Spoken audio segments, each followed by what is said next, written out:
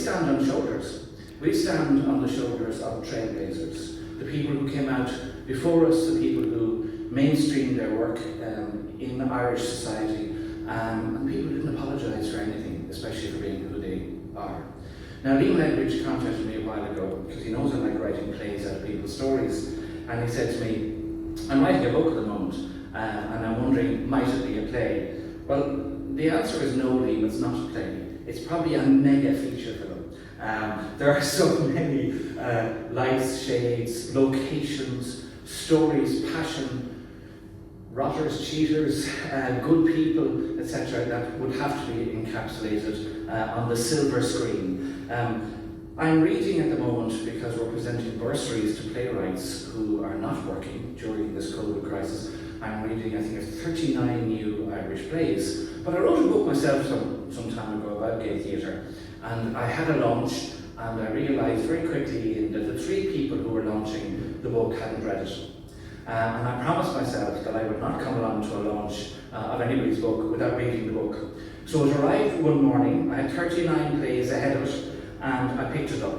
And that was about 11 in the morning. And 11 that night, I sent Liam a message, which went along the lines of, what have you done to me? I have so much work to do. I opened the first page and I have read it straight through.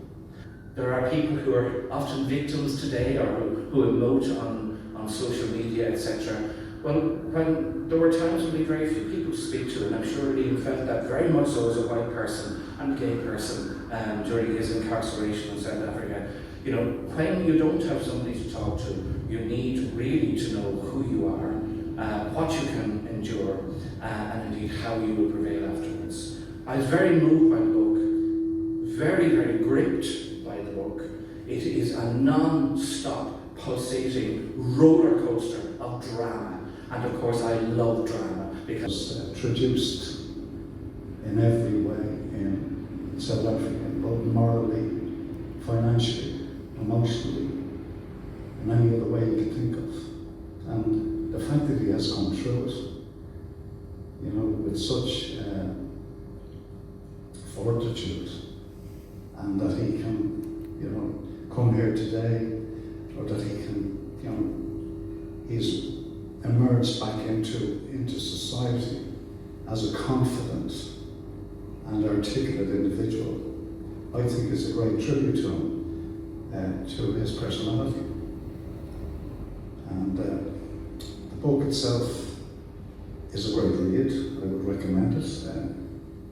It's I don't know if it'll ever make a play or a film or anything else, but certainly the South African part of it, it could be a horror story, you know. And I suppose after that initial conversation, we enjoyed many's a chat about your book and about the story that led to the book. It's a fascinating story.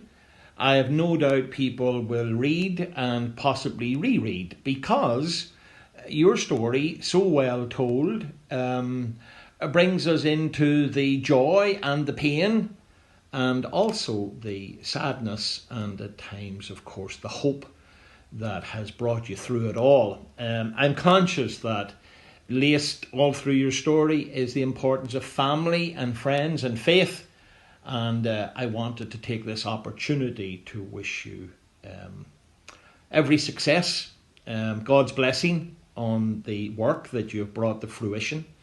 I hated them for that. I hated Muslims. I hated them with vengeance, and many prominent people, including politicians, agreed with me. It took 8 long years before fellow Irishman Paul O'Sullivan brought down South Africa's most corrupt police chief, Jackie Selby, as reported on the 4th of July 2010 in the Mail on Sunday.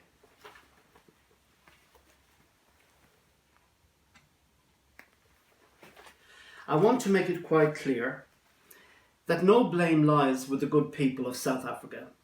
They are not to blame for the disgrace that these people brought on their country, weakening their economy and denting their tourist trade. They were and are a thundering disgrace. I was obsessed with hate, and the loss of my former partner Tony Keogan sparked a moment during the caring and dying years of my beloved mother when she said to me, "Son, you must forgive so that you will have peace in your lifetime.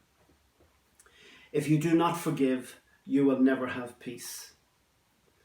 It took a long time of mental anguish, but the treks and trails of life are measured not how we start, but how we finish. And for the first time in my life, I'm experiencing inner peace, which allows me to forgive. Martin Luther King Jr. once said, "We must develop and maintain the capacity to forgive. He who is devoid of the power to forgive is devoid of the power to love." There is God in the worst of us and some evil in the best of us. When we discover this, we are less prone to hate our enemies. When you have reached that point in your life, after many successes, coupled with many hardships and depravities, then you can say, "I am somebody." Thank you very much. Morning everyone. My name is Furkan and I am a Muslim guy from Turkey. Today I am here to talk about the endurance of Liam Ledwidge in South Africa in 2002. The treatment he received by fellow Muslims is both astounding and shameful. These deeds were not committed in my name or that of my brothers and sisters. The acts were deeply shameful. Islam is a peace-loving religion of tolerance. However, like many other religions, we have our defaulters. That means if we judge everyone by what one person does, we will never be able to live in peace together. The Bible says, "Judge not, and you will not be judged. Condemn not, and you will not be condemned. Forgive, and you will be forgiven." Actually, the Quran states, "The retribution for an evil act is an evil one like it, but whoever forgives and makes reconciliation, his or her reward will be given by God."